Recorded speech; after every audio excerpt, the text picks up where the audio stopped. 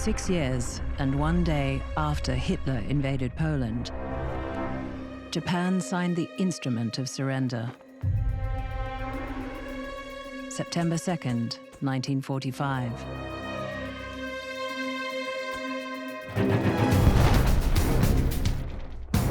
No one will ever know how many died. No one will ever know the name of the first or the last victim.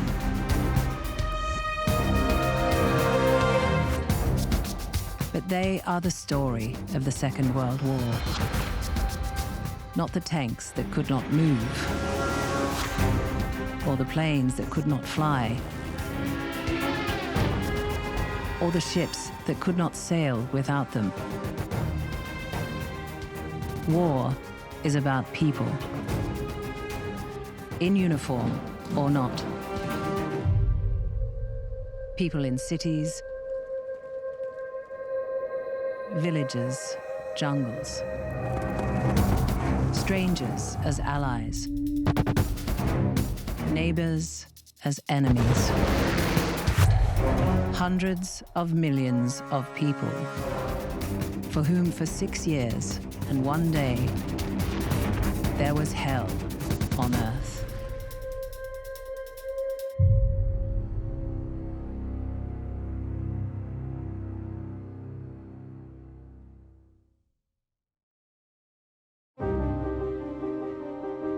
Japan, at war in China, was building its empire. The Soviet Union had treaties with Japan on its eastern and Germany on its western borders.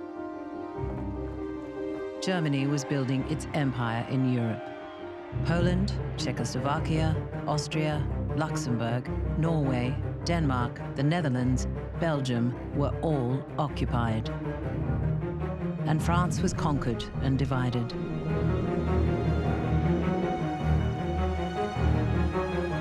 By the summer of 1940, Hitler had just one place left to deal with.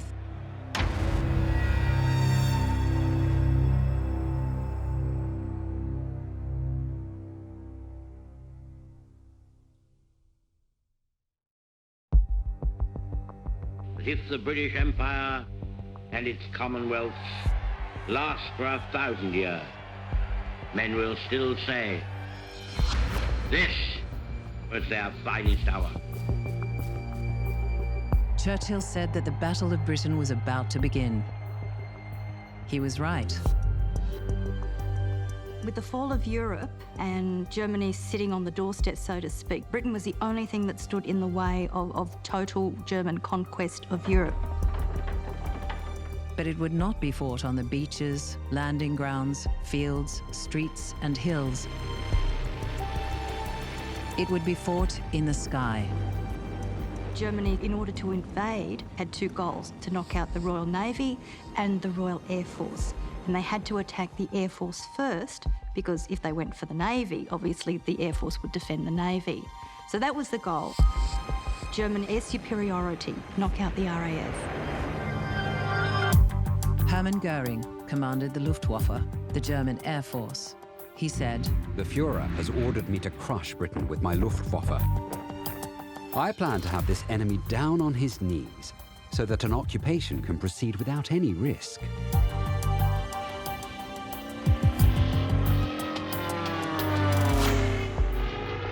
The first phase of the Battle of Britain, the fight for air supremacy over southern England, commenced on July the 10th. Young men and their aircraft, both untested in battle, were sent up to meet waves of German bombers targeting the Channel, hoping to draw the Royal Air Force into fatal combat. Phase 1 of the Nazi plan called for the RAF to be knocked out of the air. But the men of the RAF hadn't read the Nazi plan. Even though you think of it as British, it really was an international force, because you had Australia, for instance, we had 30 or so pilots. You had Poles, Czechs who had come from fallen Europe. You even had 5 Americans flying in there, a couple of Jamaicans. It was an international force designed, dedicated to defending Britain.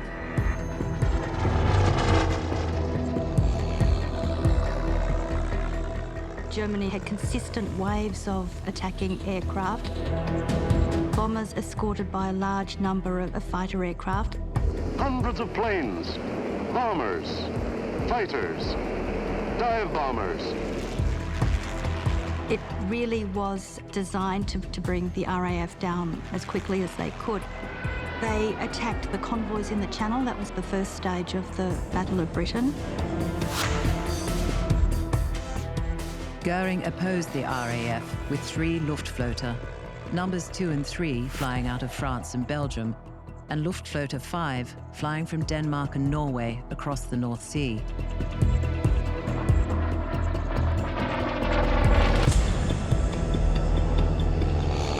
A Luftwaffe pilot thought it a marvelous sight. Wherever one looks, he said, are our aircraft.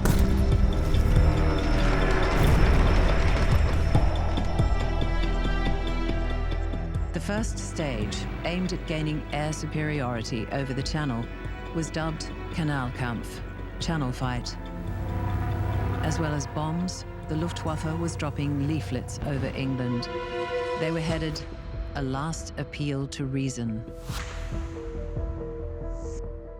Hitler would have liked a negotiated peace, but Britain obviously wasn't going to have anything to do with that. By the end of July, Reichsmarschall Goering was forced to revise his strategy.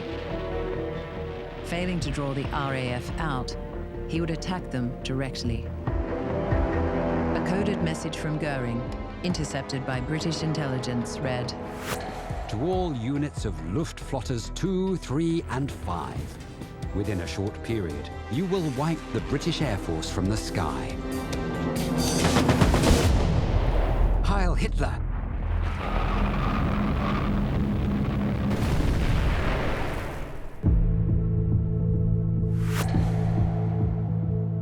This new strategy was Adlerangriff, Attack of the Eagle.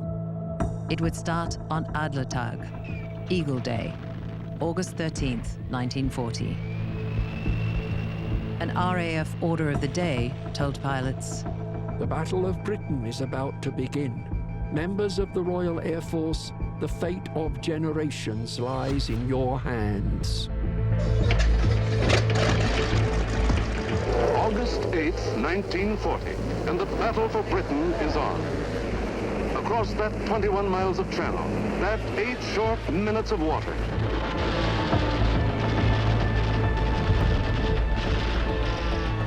Hundreds of aircraft in 4 successive assaults attempted to break the southeastern defenses. Churchill's chief military assistant, General Hastings Hug Ismay, reported, The map table showed new waves of attackers crossing the coast. Heavy fighting throughout the afternoon, and at one moment, every single squadron in the group was engaged. There was nothing in reserve. Britain realised too, the best way to knock out a Messerschmitt, for instance, was a close quarter front-on attack. So we always hear about, looking at them, staring in the whites of their eyes. But this is what was happening. They flew as close as they could and they fired head on. Really dangerous, really risky, but very effective.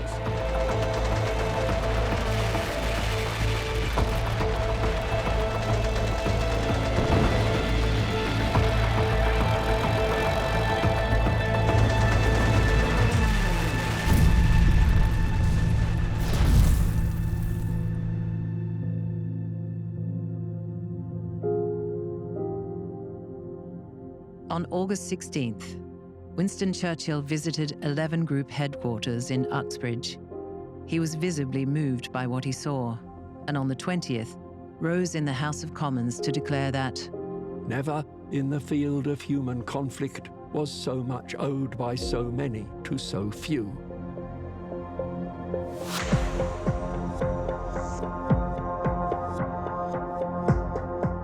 Britain's lead in radar, the opportunity to recycle downed pilots, the successful ramping up of aircraft production, the quality of the Spitfire and Hurricane aircraft, and a flexible command structure made Fighter Command a resilient and tough opponent. And at the business end was skill and courage.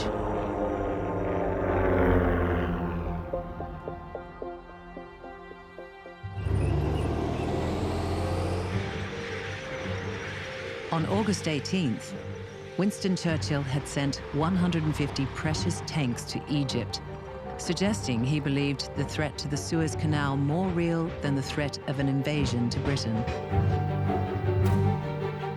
On the 24th, having sailed around the Cape, the tanks arrived at Port Said.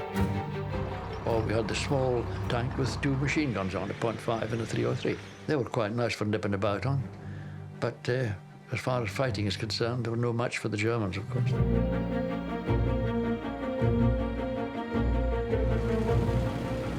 On September 13th, the Italians entered Egypt from Libya. Mussolini's move into Egypt was not his only flourish. When, in 1939, Hitler had grabbed all he wanted of Czechoslovakia, Mussolini complained, The Italians will laugh at me. Every time Hitler takes a country, he sends me a message. He reversed the roles, to Hitler's annoyance, on October 28th, telling Hitler, Führer, we are on the march.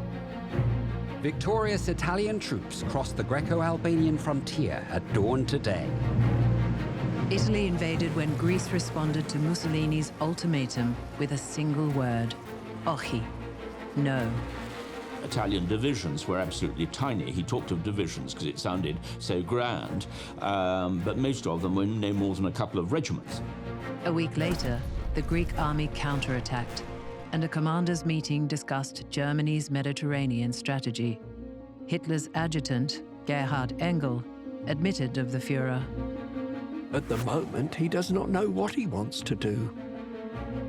But because he had been, if you like, Hitler's mentor in the early days, Hitler had a sort of strange commitment to him, in a way, a genuine friendship.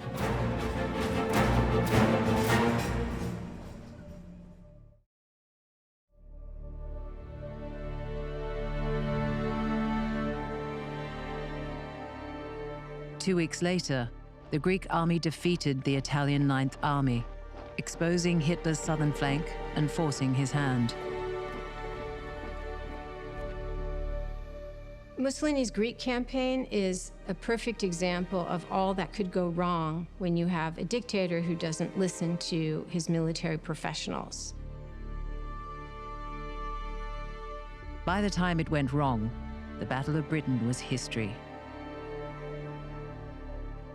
The gratitude of every home in our island, in our empire, and indeed throughout the world, goes out to the British airmen who, undaunted by odds, unwearied in their constant challenge and mortal danger, are turning the tide of the world war by their prowess and by their devotion.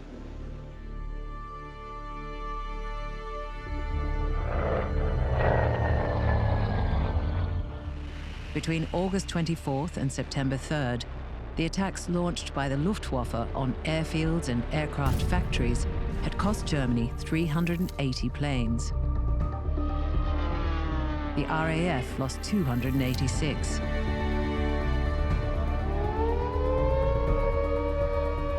And then the battle changed. On September 7th, radar reported the approach of hundreds of aircraft. 375 German planes came roaring up the Thames River. The Battle of Britain became the Battle of London. The RAF sent up 11 squadrons to intercept further attacks on airfields and installations. Facing odds of 6, 8, 10 to 1, dove in, shouting the old hunting cry, tally-ho! But on September 7th, airfields were not the target.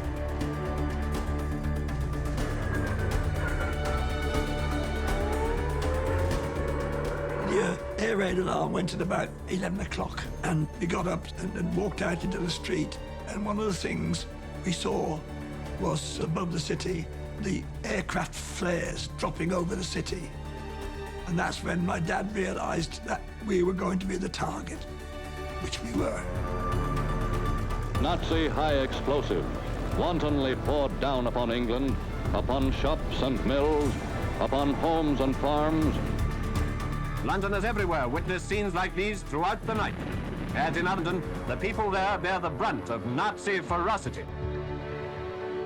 The first raids hit the London docks, and to those who were there, it left memories as vivid as the night sky.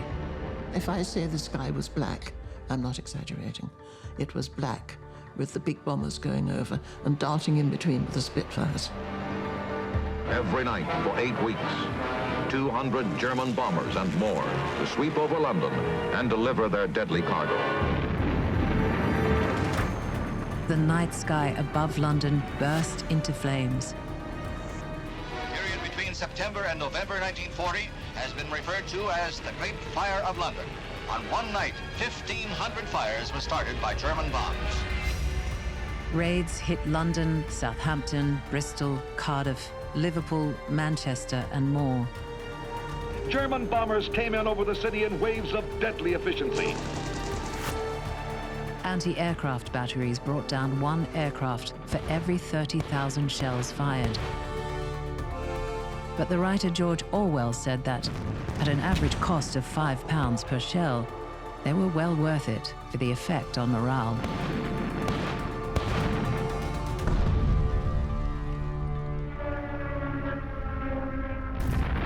The Nazi psychology was simple and uncomplicated. Break the back of London and its overcrowded millions, and England would beg Hitler to come in and take over, if only to stop the nerve-shattering raids. Around the clock, the German planes spread a sheet of flaming death over London.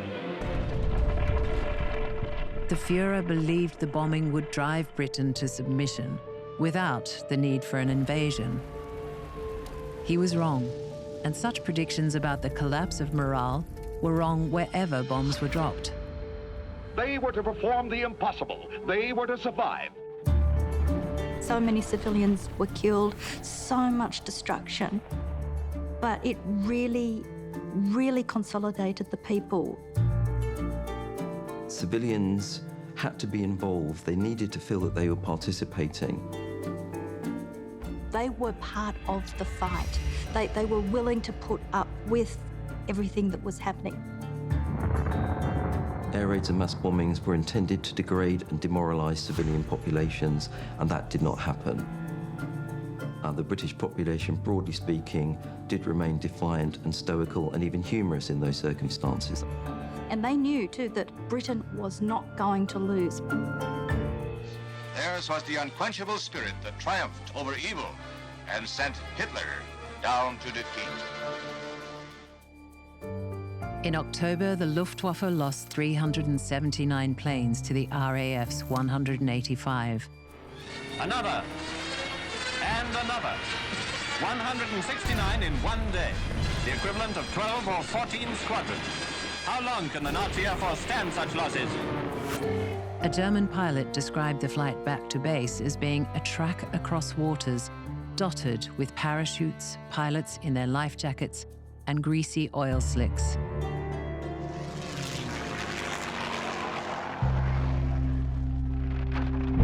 By the middle of September, it was evident that victory in the air was not going to be achieved.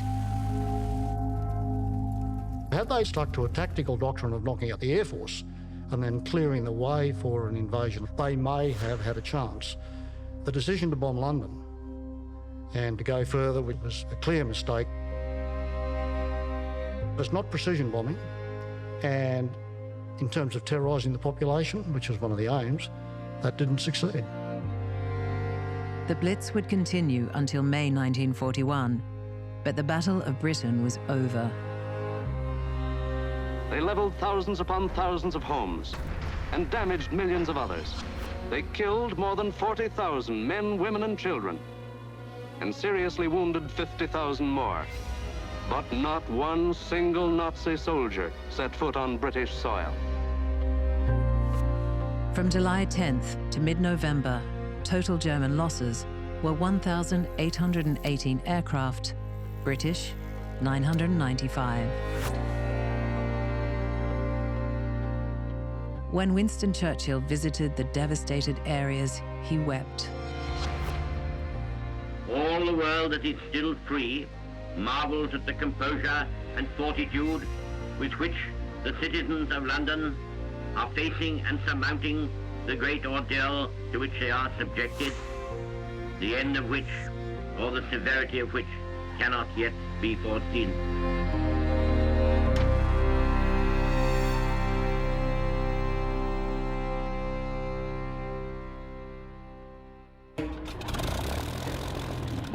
Though Britain's immediate hopes are centered on its fighter command and the ability of the RAF to repulse Nazi air invaders, equally important in the Empire's war effort is the Royal Air Force Bomber Command. Britain essentially stands alone with the support of the Commonwealth. All of its European allies have gone. The United Kingdom wants the support of the United States in the war. It wants to draw them in to the war. It needs to demonstrate that it is still a viable ally, that is still fighting. So it needs to take the war to the Germans. And the phrase which fits our present sentiment is, they've got it coming to them. They, that is the Germans, have got it coming to them.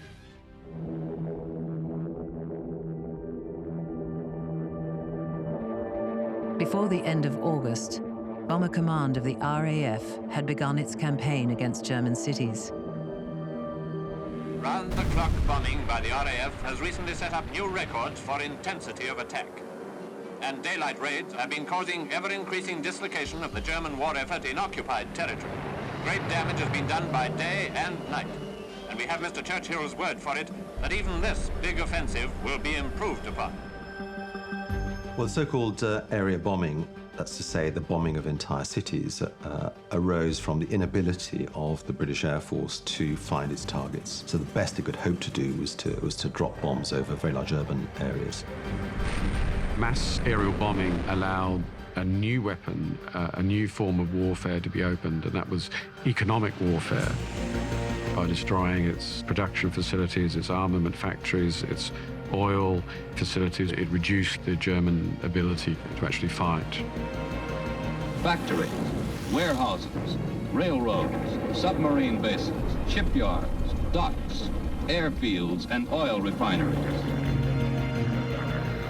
And the British took the view that if you annihilated not merely the factory, but also all the infrastructure around it, then you would ensure that factory could not be easily repaired.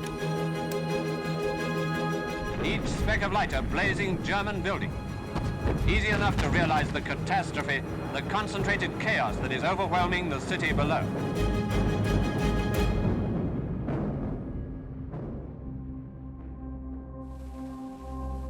It's a strange dichotomy that Britain had endured the Blitz, and the Blitz was seen as actually drawing the British people together and uniting them in defiance. And yet 2 years later, it was assumed that an even heavier form of bombing campaign on Germany would break their morale. The evidence for this was quite simply non-existent. The wartime death toll in German raids on a dozen or more British towns and cities was 60,000. The death toll from the Allied bombing offensive against Germany is estimated at 600,000. Press home your attack. If you individually succeed, you will have delivered the most devastating blow against the very vitals of the enemy. Let him have it right on the chin.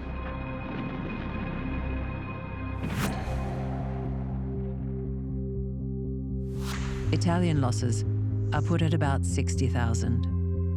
The day after Italy entered the war, June 1940, the bombs started to rain on the country. In the Ruhr, in the Rhineland, then northern Italy, planes of the Bomber Command have pounded away at Nazi dockyards. Turin was bombed, Milan was bombed, and the bombs were so frequent that everyone was spending time in shelters or had transferred to the countryside. Now is not the time, in any way, to ease up, but to put on what indeed may prove the final spurt. 500,000 Soviet civilians were killed in air raids.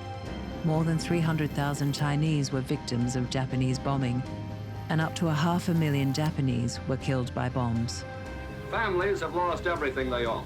Forced evacuation has torn children from parents, husbands from wives.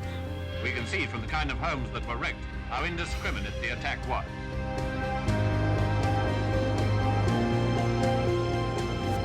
The British took a rather dim view of the civilian populations of nations and thought they would be terrorised and they would hate these stresses and strains area bombing placed on them.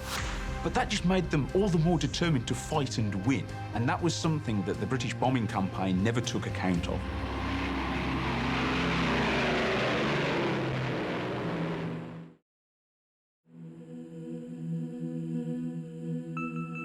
One of the most significant differences between the ideological justifications used by the Allies and those used by the Axis powers is that the Allies didn't believe that victims that they did kill through their bombing policies needed to be wiped out so that their societies could coexist. Hitler did. Hitler was, he said himself, fighting a race war. He announced, "We shall strike towards the east next spring."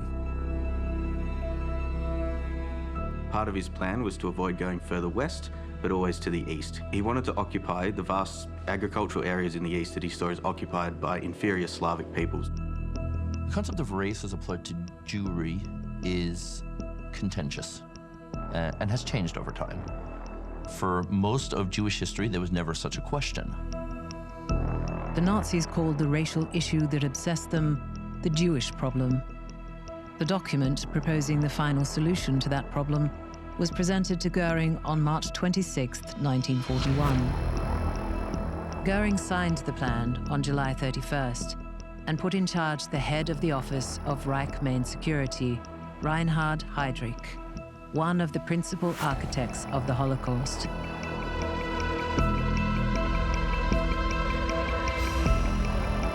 By then, Polish Jews had long since been imprisoned in ghettos.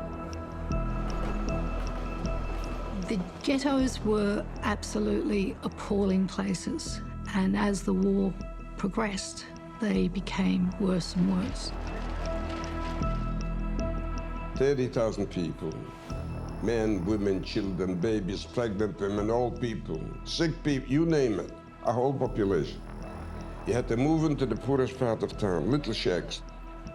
The Warsaw Ghetto contained about 500,000 people, and they were housed in an area of 1.3 square miles. That means that there were approximately 7 people to every available room.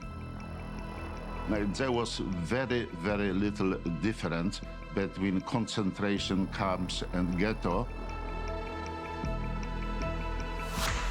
Prisoners, the inmates, were exposed to forced labor, to appalling housing and medical conditions, to starvation.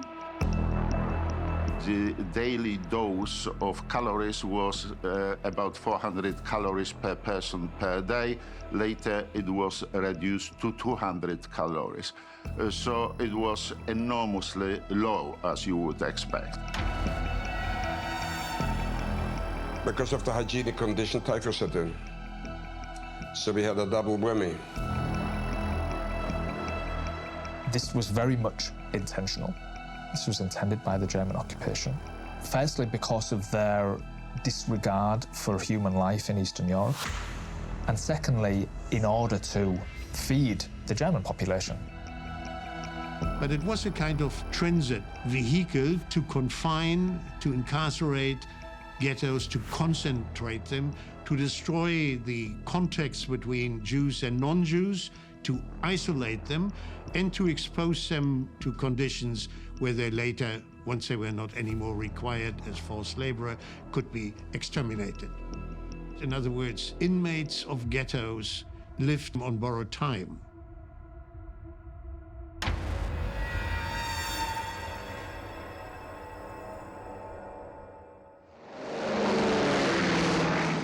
In 1940, people were being killed by bombs and by murder squads. But no armies were fighting on European soil. But there was fighting in China and in Africa.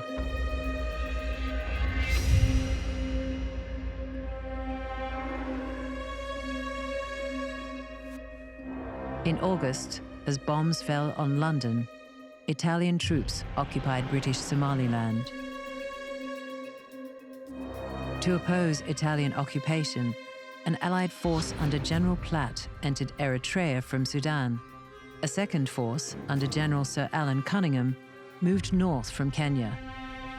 Mussolini's declaration of war found the British forces in Egypt ready for him. Every man in the army eager to get at the enemy after the many months of training and the long period of waiting to be properly in the war. Cliff Everton had enlisted in his native South Africa. We travelled hundreds of miles, and we did most of that on foot. This will give you an idea of the tough country the British troops of Wavell's army tackled in their drive. We had troop carriers, but the terrain in that part of Africa was mostly desert, so you spent half the time pushing your truck out of the sand.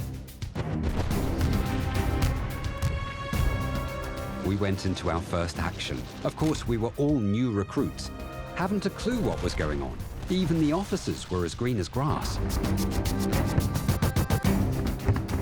The force advancing into Eritrea faced stern resistance and terrible terrain.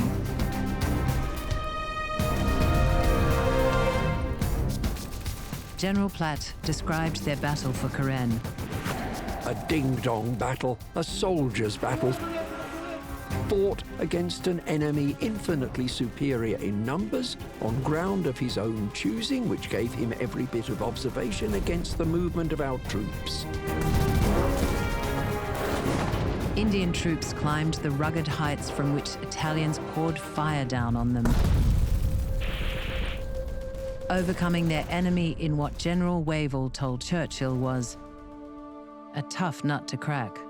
Does you good to see these gents with their hands up, doesn't it? And how about the Hun?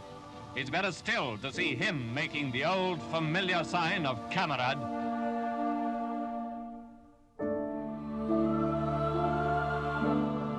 Cunningham's force took 50,000 prisoners, gained more than 930,000 square kilometers at the cost of 135 men killed and 4 captured. With indomitable courage, they drove the Italians foot by foot from their position, supposed to be impregnable. Casualties are high, but the haul in prisoners is immense.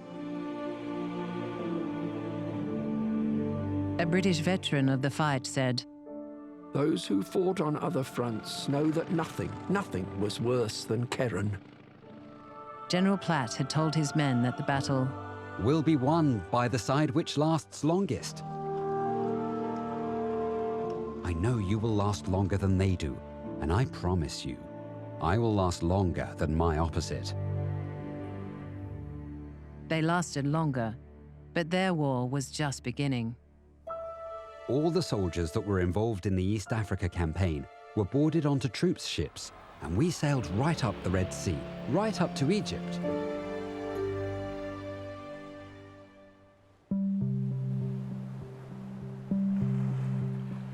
For many, the war would continue along the North African littoral and on into Italy. They would not stop fighting until the war ended. But by then, it would be a very different war. A war in which Britain would have to fight in Europe, in Africa, and in Asia. This was the nightmare that, in 1940, made Winston Churchill, the great enemy of appeasement, yield to Japanese pressure and close the Burma Road. The Burma Road, which was essential to get supplies to the 45 Chinese divisions fighting the Japanese and to ensure that they were kept in the war. They were flying supplies over the hump, over the Himalayas. On the day the Burma Road was closed, the military party in Japan triumphed, and General Hideki Tojo became Minister for War. Little more than a week later, the Japanese government announced plans for a greater East Asia co-prosperity sphere. Japan was a militarist regime, and what that meant was that really the admirals and the generals had taken over every aspect of Japanese government, politics, foreign policy. They'd seized control of the country and its destiny. Kuribayashi had volunteered to fight for his emperor as soon as he was old enough. Japan had to develop the continent. In Manchuria, Japan had to control China. That's what my father said. There was no issue. In my village, I was called a patriotic child. I thought I should go and join the war against China. The Emperor Hirohito observed, Premier Konoye seems to consider that the China incident will not be settled easily and favors advancing to the south. On September 27th, Japan signed a tripartite pact with Rome and Berlin. The three aggressor nations of Europe and Asia joined forces. The German Führer was well disposed toward making an alliance with any nation which would help further his own greedy aims. The rejoicing Japanese knew that after their 350 years of waiting, their day of destiny was at hand.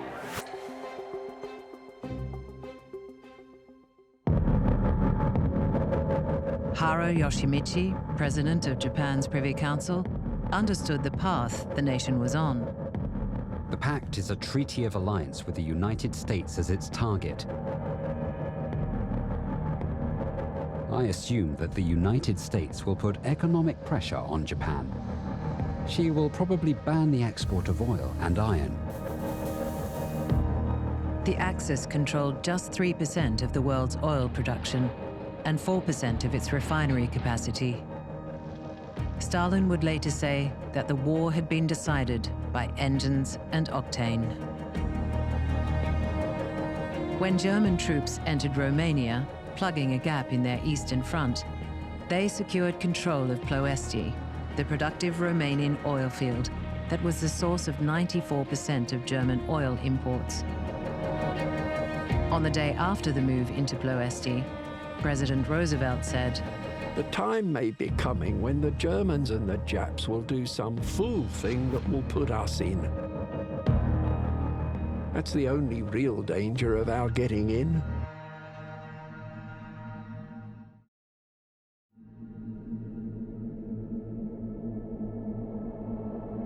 Following the announcement of the Tripartite Pact, Churchill reopened the Burma Road, and the British government granted Chiang Kai-shek a £10 million loan. I think everyone in Britain regarded the event as definitely good news. And now war supplies are steadily on their way to the Chinese army again. With the communists and nationalists agreeing that they would fight the Japanese rather than fighting each other, China's politics changed as well. It didn't become democratic in the sort of liberal sense. There was more pluralism. There was more opportunity for people to debate new ideas about the kind of society that would be constructed after the war was over. In Vienna on the 20th of November 1940, with Hitler in attendance, Hungary joined the Axis. Romania was 3 days behind, Slovakia 1 day later. On December 18th, Hitler issued Directive 21. The German armed forces must be prepared, even before the conclusion of war against England, to crush Soviet Russia in a rapid campaign.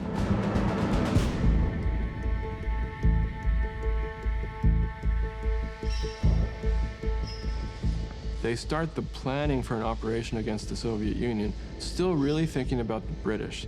The idea is if they can knock out the Soviet Union, the British will realize they have no more allies left, not even a potential ally in the form of the Soviet Union. And then finally, the British will see reason as the Germans see it and make some kind of peace terms. So they're still thinking just very strategically. By the end of January 1941, the Japanese Ministry of Finance had authorized the printing of occupation money for the Philippines, British Malaya, and the Dutch East Indies. On February 1st, rice rationing was introduced, and the ambassador to Vichy was instructed to tell the Vichy government that the Japanese army would push into Indochina, placing Japanese aircraft within reach of Malaya and the East Indies. The American Secretary of State pressed Roosevelt for fresh sanctions, which the US Navy War Plans Division warned would probably result in a fairly early attack by Japan on Malaya and the Netherlands East Indies, and possibly involved the United States in early war in the Pacific. So America imposes these restrictions on Japan. And for Japan, that just underlines everything they've always been worried about. The fact that somebody out there can cut off our oil, which we need. The fact that somebody out there, another power, can restrict our capital, can inhibit our exports. In a sense, it sort of crystallizes the feelings of insecurity that have become increasingly evident in Japan throughout the interwar years.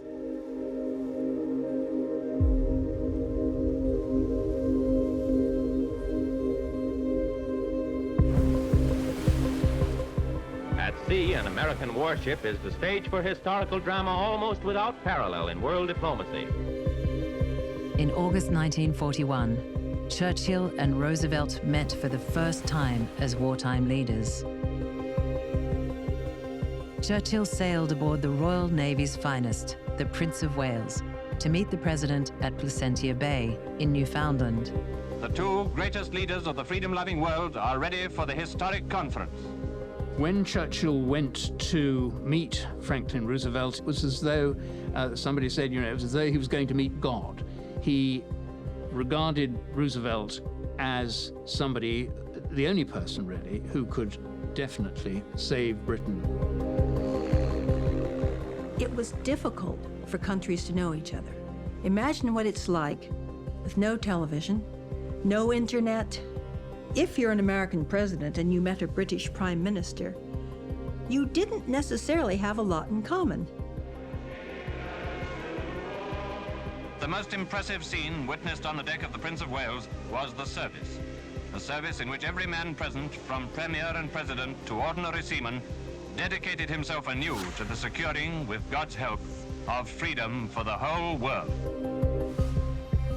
The leaders issued a press release that has become known as the Atlantic Charter.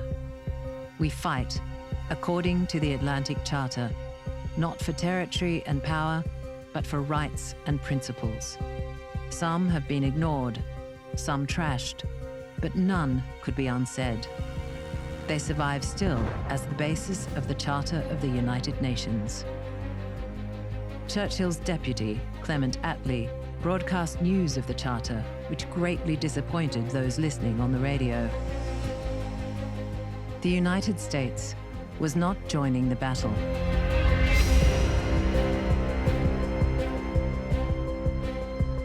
Four months after Churchill had sailed to Placentia Bay aboard HMS Prince of Wales, she was sunk by Japanese aircraft off the coast of Malaya. Churchill said, "I never received a more direct shock." The sinking of two of the Royal Navy's finest ships closed a tumultuous year.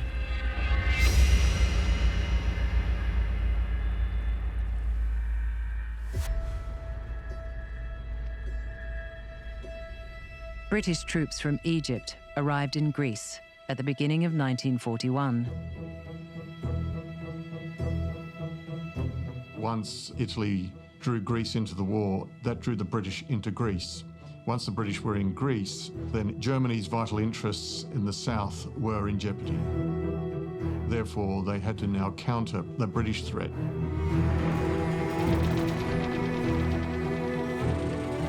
We battled in Greece. Most of our tanks were we to destroy ourselves because we didn't have spares. Just north of Thebes somewhere. And the planes came over and we piled into a ditch. They caught it with a bomb. And then the order came through, every man for himself. The Greek government had collapsed. So that was it. A month after British troops arrived in Greece, Germany invaded and dismembered Yugoslavia, which surrendered on April 17th. On April 27th, with German troops in Athens, Greece surrendered.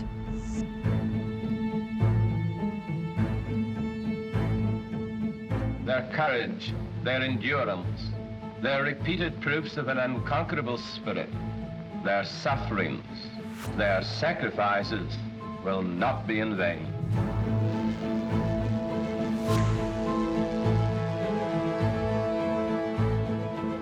After British troops were evacuated to Crete, Ultra Intercepts, the code breakers at Bletchley Park, warned of an impending invasion. German parachutists descended on the island, harnessed by a single strap to a canopy over which they had no control. German paratroopers dropped from a very low height, that they were subject to a great deal of small arms fire and suffered very heavily on the descent.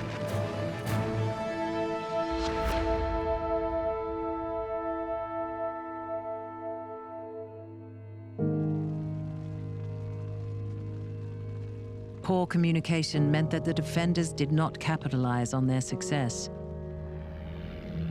These pictures tell their own story.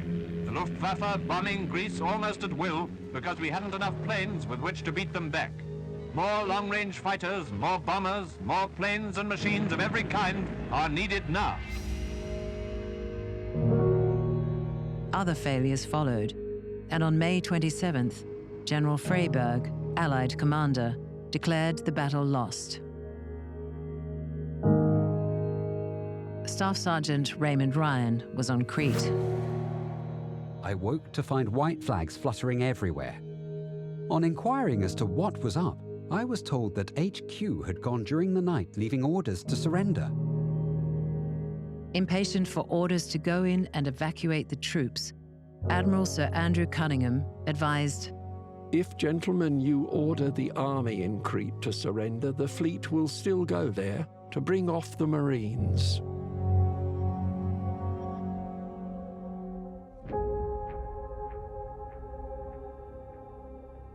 The Germans now had Crete, they now had its airfields, they could now project naval and air power across the Mediterranean. A week after the evacuation, British and Free French forces invaded Syria and Lebanon. James Gordon was with the 2/31st Australian Battalion. His Victoria Cross citation said, He crept forward, over an area swept by machine gun and grenade fire, and killed the 4 machine gunners with bayonet. On May 10, 1941, Adolf Hitler's deputy Rudolf Hess had flown to Scotland. Running out of fuel, he was obliged to parachute to Earth, broke an ankle, and was arrested by a startled ploughman. His mission sent Hitler into a rage. Hess had taken it upon himself to warn the British of what was about to happen.